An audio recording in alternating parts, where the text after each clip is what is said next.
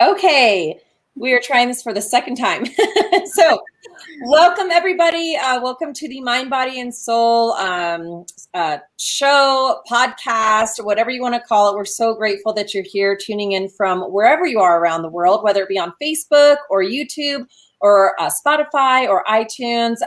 We're so grateful and excited. And today I have Randi Wilhite joining me. And you may be wondering, who's Randi? Well, you're about to find out, and I am telling you, you do not want to miss a second of this interview because Randi is just released her first book that she co-authored with 24 other women. And we are, we're on International Women's Day. There couldn't be a better day to be releasing a book called Living Life, Goddess Powered, for women choosing to awaken their confidence, worth, and truth. So what an amazing thing. The Everyday Goddess Revolution. And, you guys, this is not just a book. This is a movement for all women. So without further ado, Randi, please tell us who you are and why you chose to come here today to talk about this amazing accomplishment that you have just accomplished. Yes. Thank you, Alex, for having me. I'm blessed to be here and know you. Really just what I do. I'll tell you a little bit about me first. I am a spiritual coach. I work with both women and teens and men as well, because we all need guidance.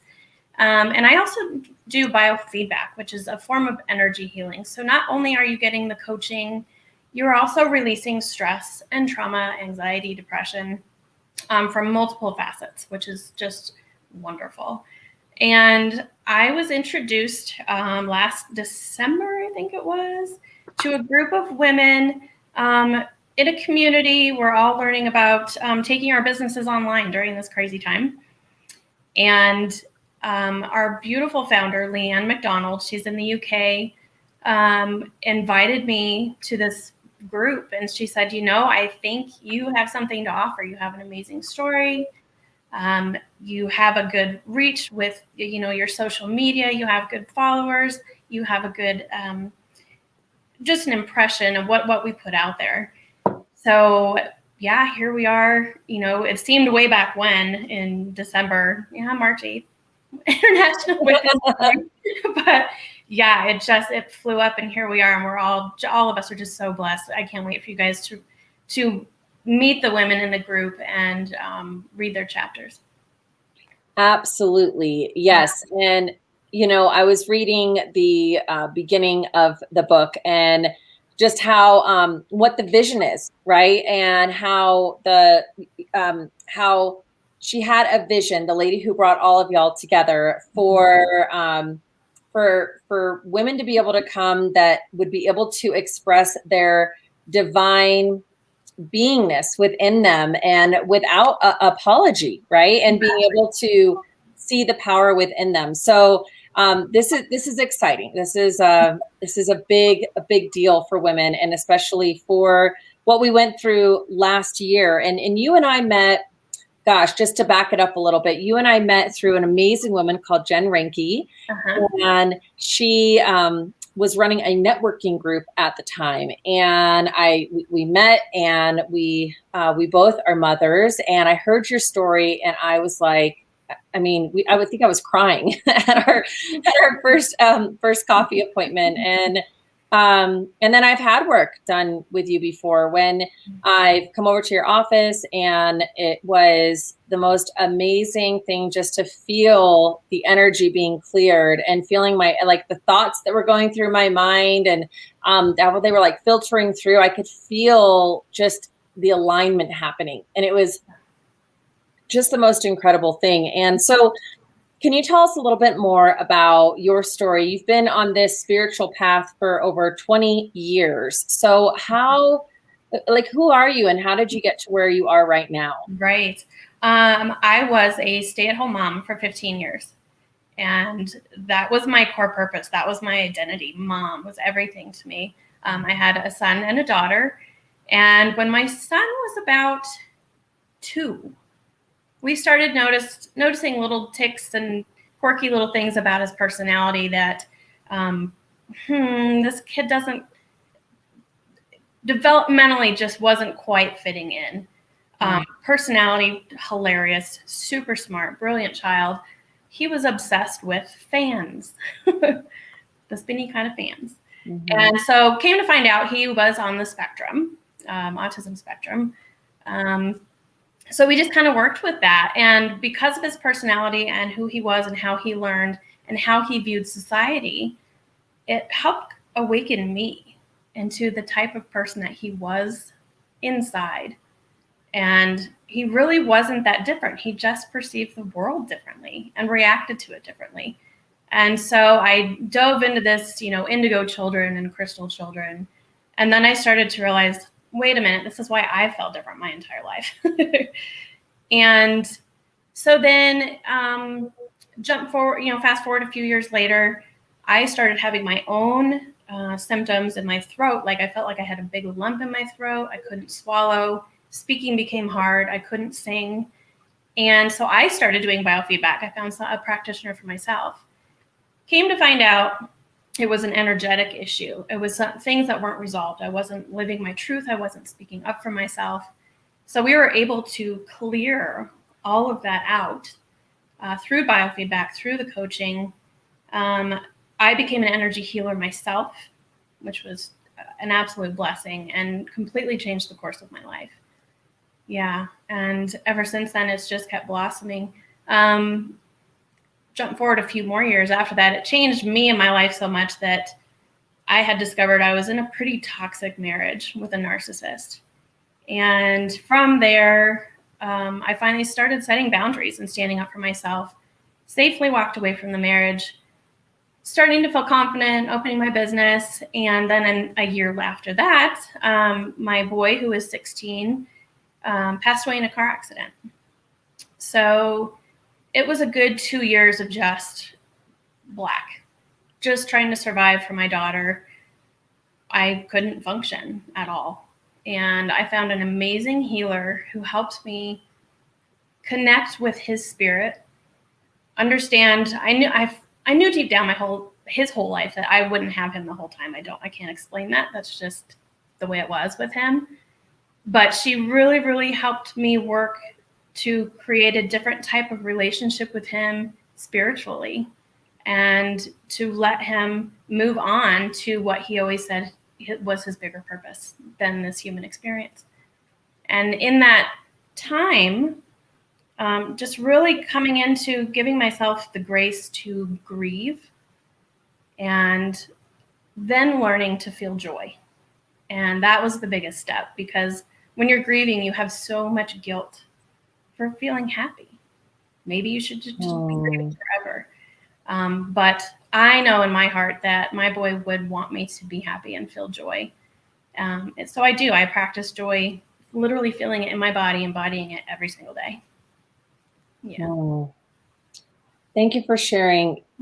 Thank you for sharing your story with us. And as you guys can see, like that's exactly what brought me to tears. And I've heard that before from moms whose children passed away before they did, that they kind of knew that their child wasn't going to be with them forever. It was just like this feeling, right? Yeah. So you're not alone in that. And also with the grief and then feeling bad for feeling joy, right? For feeling happy. So, so let's, if it's okay with you, I would love to just back up a little bit and talk to you more about what you had mentioned. You'd always known that your son, I think I heard you say, was an indigo/crystal child. Is that what? So tell us more. What does that mean? Sure. The term isn't used so much anymore. It's kind of more of a 90s to early 2000 term. Okay. So it's children who were born after 1975 really is when they began. It's just having a deeper knowing of the universe and how it works. And in this human experience, for example, respect your authority has a completely different meaning to a child like that. You're just a human too. Earn my respect, and and vice versa. So they just kind of push the boundaries, and their intuition is heightened from day one. They're very sensitive. They're sensitive to food additives, food colorings, chemicals in their laundry detergent or cleaners. So they'll act irritated if they have a lot of that. So I really advise my clients, really watch what's in your food, what's in your household cleaners, and it'll really help calm the child down. And will it help an adult calm down? Oh, absolutely. Yeah.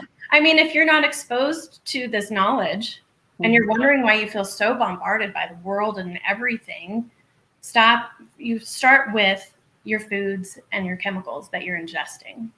And that really helps sort the system out and act the way it wants to be, healthy.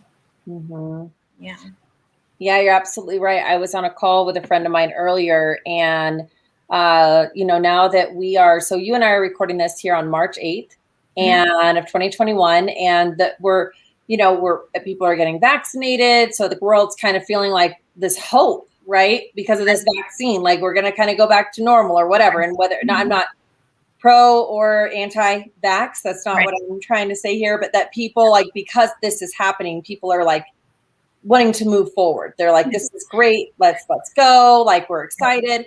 And so there's a lot of movement happening right now. Absolutely. Yeah. And I told her, I said, as long as I eat healthy and drink enough water, I will be okay. Yeah. Enough sleep and everything else. I won't say which one it was. I was pressured into giving my boy in his early teens a vaccine. Very bad reaction. To sum it up, literally went insane for about 24 hours. Did he? And just because he was so sensitive. Yep. So for me, I know that I'm sensitive to a lot of things. So I question. I'm not saying I won't get the vaccine, but man, I like to keep my body clean. Yeah. So, yeah. Me it's too. not time for me yet anyway. So Yep. I feel the same way, sister. And it's so important. And I was having another conversation with another friend today and talking to her about how, I used to coach these like 30-day cleanses. And every time I would coach them, whether it be individually or with groups, I would feel so much better when I would do that. Yes. And now I'm realizing it's just because that's how we always feel better when we eat clean, right? When we feel better.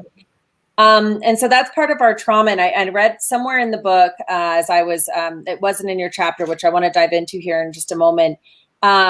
Marianne Williamson says, our deepest fear is not that we are inadequate. Our deepest fear is that we are powerful beyond measure. Yes. It is our light, not our darkness, that most frightens us. So we ask ourselves, who am I to be brilliant, gorgeous, talented, and fabulous? Actually, who are you not to be? You are a child of God. Yeah. And then the next sentence said, but really, it's the darkness where we can really grow. Yes. And I thought, oh my gosh, yes, this is the book. This is it, because it's I have found that to be true. Have you found that to be true as well? And you're saying trauma is your journey to a beautiful awakening is the title of your chapter. Yeah. Have you found that to be true as well? Completely. Being in your darkness, yes, it's awful. It's hard. It's scary. It's humbling. It's hard to be vulnerable. But the lessons are in there, I can go inward and focus on myself. Yes, I can make these changes. Yes, inside of me is still this light. And that's what's glowing in the darkness. And that's your goddess. That's your strength. Look at me right now. I'm stuck in ball cap and a sweatshirt with a brand new cast because I had a clumsy moment on my stairs, smack my thumb, and today was a crazy day. I'm not all gorgeous and beautiful and ready to be doing this, but I'm owning my goddess, and here I am, because that's just what you do. And hearing, Marianne's, that part of her chapter again just gives me chills, because it is so right on. Mm-hmm. Mm-hmm. How did you find how did you find your awakening, and how can other people, if we were to give our listeners a few tips that might be walking through that darkness right now, what are things they can do right now today to find that light, right? To be willing to turn to it? Sure. The very first thing I did was I tuned into two things. Angels. For me, I have a good connection with angels. I got an oracle card, oracle deck of angels. So I did little angel messages every day, just did something positive, something to focus on. And communities. So there are many communities out there that do podcasts and webinars and host amazing spiritual visionaries and channelers and just people to uplift you. And when you start listening to these, you're like, oh yeah, I'm not the only one. Okay, they did it, I can do it. And a lot of these speakers offer workshops that you can sign up for, and also one-to-ones that you can sign up for. And so that was my beginning. It just gave me a sense of purpose and something to listen to and focus on that was positive every single day. So something positive to focus on each day. And then you talk about having this connection with angels. And so for people that are not in the woo-woo land of discovery, what does that mean? So angels are energy. It's not a religious thing by any means. There are many, many angels and ascended masters that you can look toward, that when you call upon them, they're an energy. If you need something, please protect me from this today. Archangel Michael. And you just feel that protection around you, and they're there no matter what, anytime, any day, all day long. It's just comforting to know that you can talk to them and they're there and they're listening. So it's not a belief system. Like I said, it's not a religion. It's really, for me, it's just faith and comfort that I have the guidance and the protection. And so you went through this, you went through finding that you weren't living your truth and you weren't speaking your truth, and you could feel this in your throat, right? And that was before you became a practitioner, and that was before your divorce. Is that right? Correct. Okay. So you still found your way to this spiritual path that you were on. So, but it sounds like everything was going pretty good before you found the spiritual path. So like, how did you find, what happened? Did something happen? Did you grow up? Did you grow up religious? B, like, how did this all happen? No, I did not grow up religious at all, actually. My mom was a little bit associated with the Catholic Church. She grew up completely Catholic, but then was kind of coming out of it and making her own choices when we were kids. So that was not a heavy burden on us by any means. I just kind of knew my truth. I went through a hard time later high school, early college years, very depressed, just did not fit in. And I just figured, okay, well, it's up to me. Pull up my bootstraps, and it's up to me to do this. So I became very independent and just followed my own path. My mom said, you were always just so strong and you knew where you're going to go. I got married very early. I had both my children before I was 30. But then I started to go slide down again. And I realized, looking back, it was because of the toxic marriage that I was starting to feel belittled, and that I, again, didn't fit in and I didn't matter, and nothing I did was good enough. The only safe space for me was mom when I was just with my kids. So that's when all the throat stuff started. And then, and so you went through your divorce, which I can imagine, even though he was a narcissist, which, anybody can say, well, if he's an ass, no, just leave.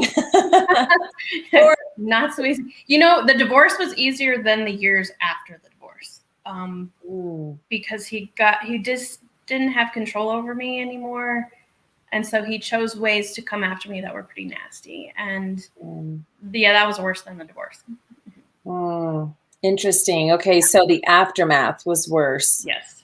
Yeah. I was getting my life together and I had my business and I was thriving. Yeah. So, yeah. And then, so when your son passed away and you went into this darker area, you know, that must have been, I mean, just again, I mean, so dark, right? To walk through that and to come out the other side and having, it sounds like, you know, you created this support system within your aura, within your cards and your positive messages and within the things that you were listening to. So how did people treat you during that time? Because I've seen when parents lose a child, it's almost like everyone leaves them. Did that happen for you, or was it different? It was interesting. I was friends with a group of people that for quite a while was very, very, very supportive. But nobody wants to hear about it. So you're not free to share your feelings or to share stories and memories. When you do, they want to, oh no, don't say anything, you know, and they get very uncomfortable. And that's hard because you want to keep their memory alive and you want to share funny stories. And that's been the most difficult part, was just dealing with people who are uncomfortable with it. And in our society, grief is not okay. It's not open.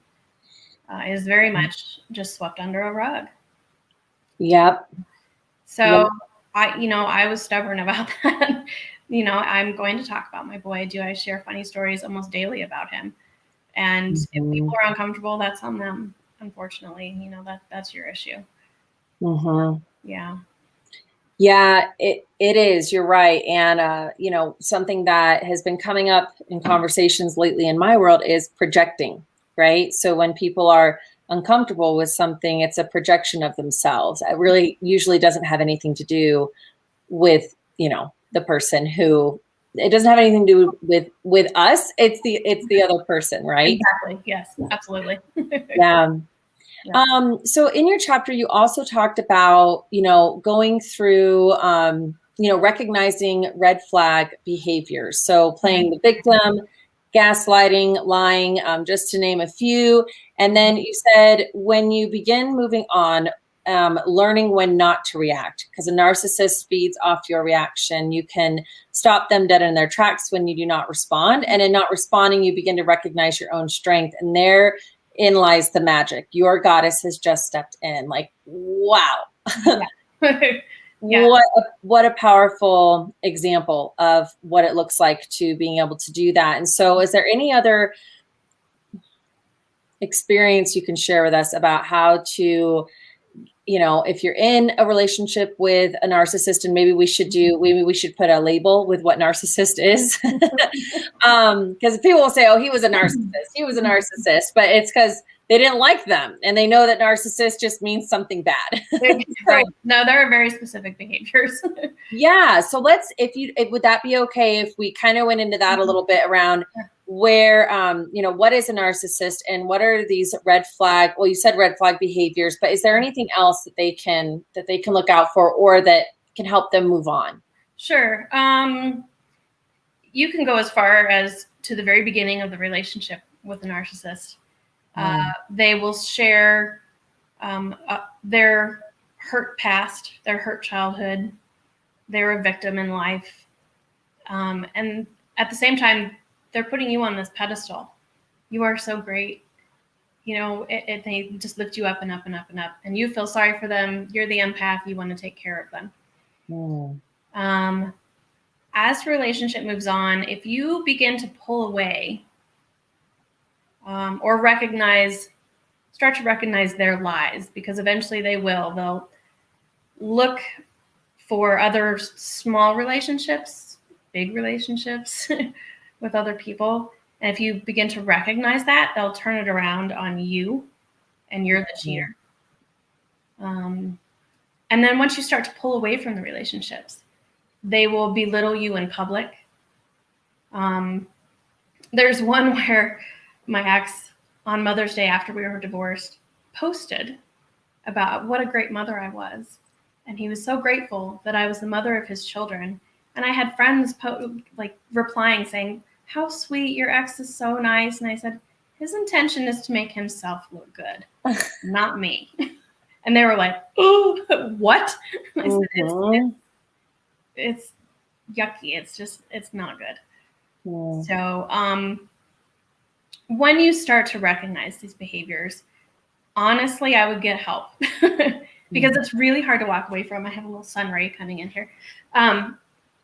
So there's a couple authors, I believe it's Tierra Womack in the book, who her whole chapter is surrounded around that. She is an absolute narcissist specialist. So if you can find someone like that, work with someone like me who can guide you through how to build your boundaries. Those are your number one strengths right there, boundaries. And part of boundaries is the non-reaction. Don't get angry. Don't get sad. Don't plead. Don't accuse. Nothing. No reaction. Yeah. And they will flip out, and you just have to ignore them and just be in your goddess and be like, I got this.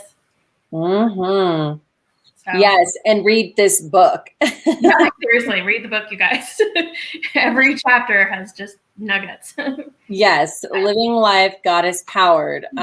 This is, the more you tell me, because I just started reading it not too long ago. And so I haven't gotten to that lady's chapter yet, but it sounds amazing. And thankfully, I'm not in a relationship with a narcissist. Oh, goodness. Yeah, I'm only in a relationship with myself. And if I'm a narcissist, I'm not aware of that. So far, so good. So far, so good. Yes. Yeah. Absolutely. So also, you've talked about drawing inspiration from different people in your book, and one of them being Akaya. Yes, Akaya Blake. And you talked about how you worked together to release your son from his belief that it was his responsibility to stay here and take care of you and his sister. Yeah. So can you share a little bit more about that experience with us? Life-changing, miraculous experience. I kept it to myself for quite a while because it was so beautiful and so personal. But there have probably been 4 or 5 moms just in the last year who've lost their boys around the same age. And I feel the need to share this now because there is hope and there is beauty in the release. We were sitting in Akaya's healing space, her office. And we knew it was time. We kind of, we worked through a couple sessions to build up to it, and we knew it was time. And we called him in. It was like he was in the room. We were just having a conversation and talking about a lot of things. And he shared a lot of things with me and described everything about the accident to me. And finally, we got to the point where he was like, I'm feeling lighter, Mom. And I said, it's okay. You don't need to stay here and take care of me or your sister or your dad. We've got this. We'll figure it out.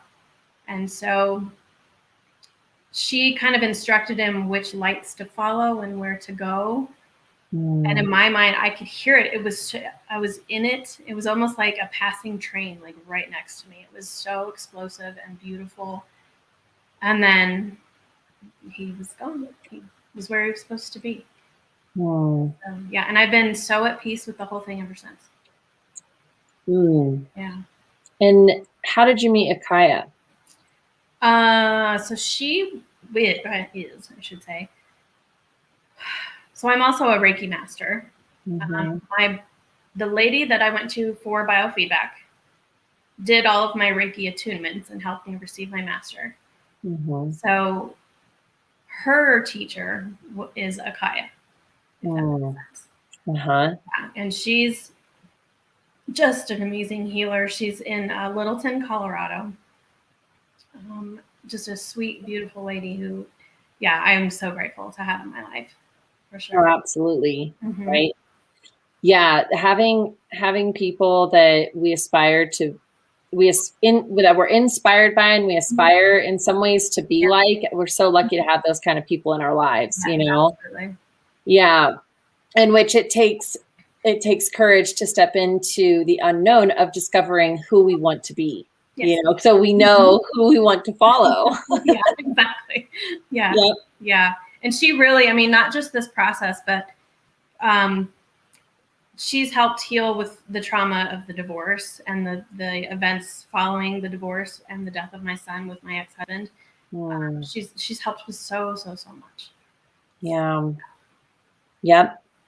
So a couple other things before I'm going to keep an eye on the time here. Because I want to respect our stopping point. Now, you say also that grief is a very personal journey, that there's no right way or wrong way to do so, only your way.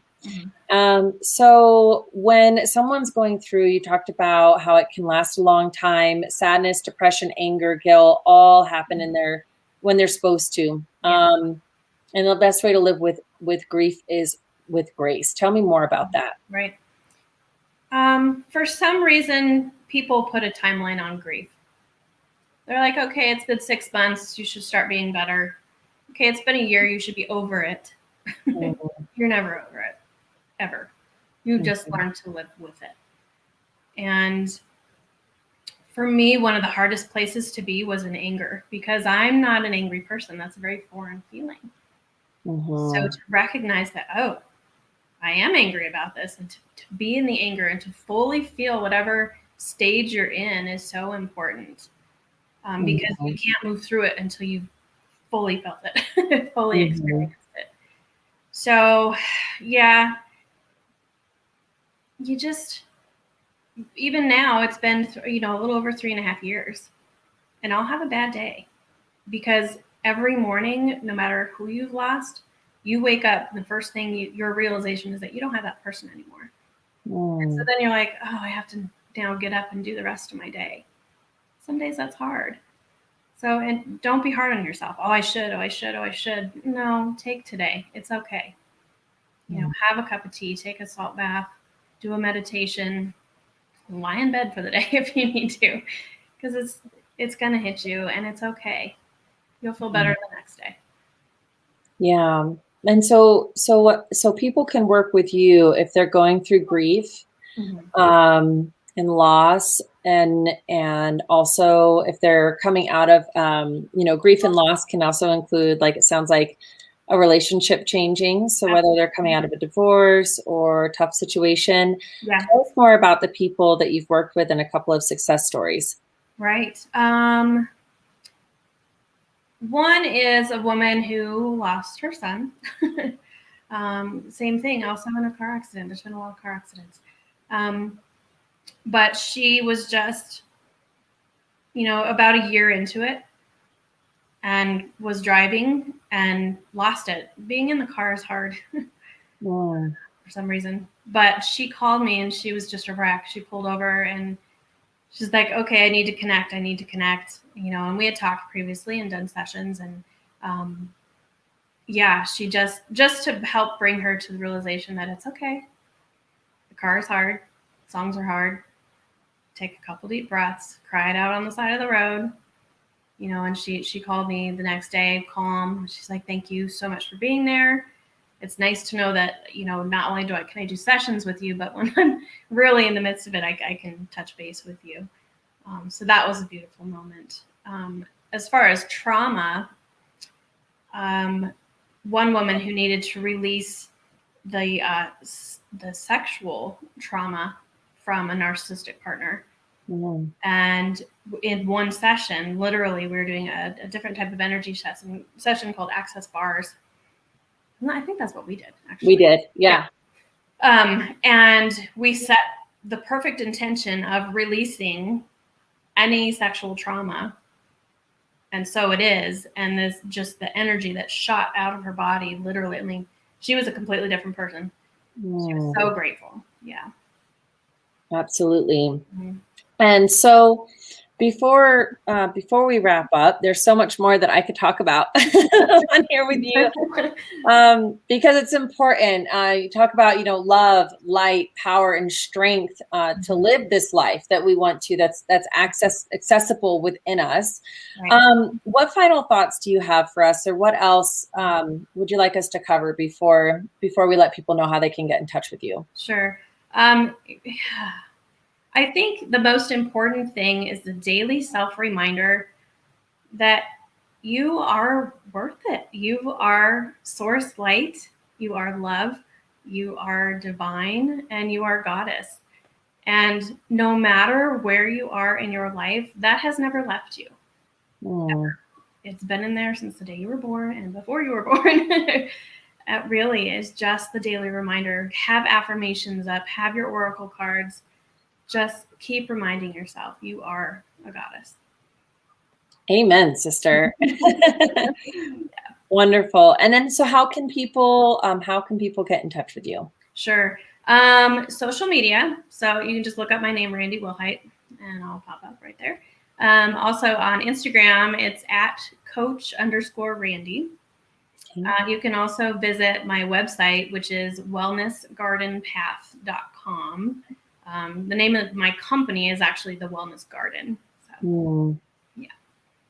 Wonderful. So reach out for sure. I'm here. The whole collective is here to reach millions of women. So let's do it. Let's do it. Well, thank you for coming on to the Mind, Body, and Soul podcast and show and sharing your story with us and all of your wisdom, and letting us talk.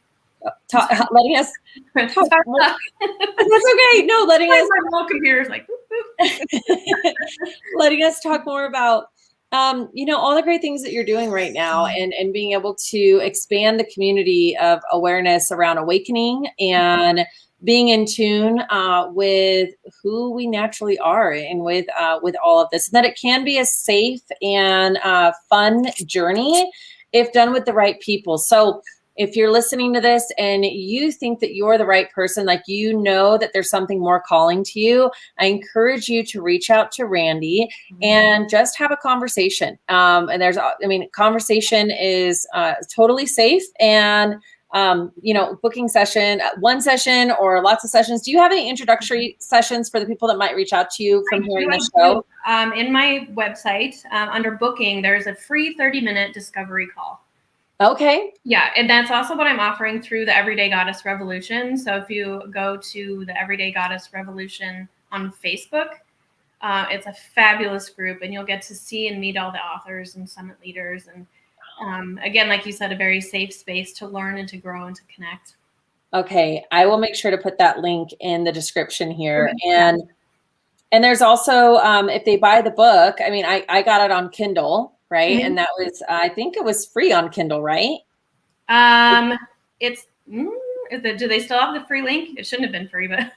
Oh, well, maybe I just got lucky. You might have, if it was the link that I gave you, it was the one that was like the author version.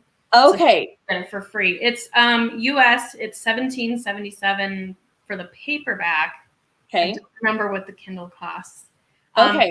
If you go through the link, then you get the $2,000 worth of like free workshops and coaching and meditations and all kinds of wonderful freebies. So right. So so we'll make sure to put that link in the comments, you guys. $2,000 worth of coaching, workshops, and resources that you get for less than $20.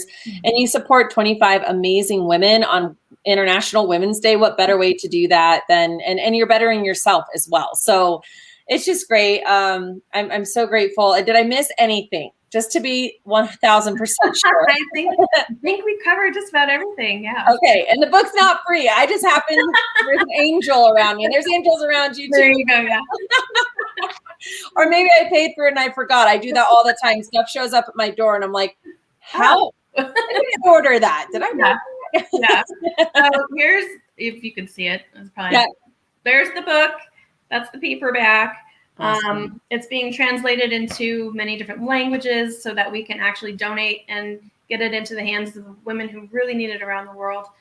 So we're just super excited. Me too. All right, Randi, thank you so much. And I'm going to end the broadcast and then we'll wrap up. Okay. Thanks. Okay. Yeah.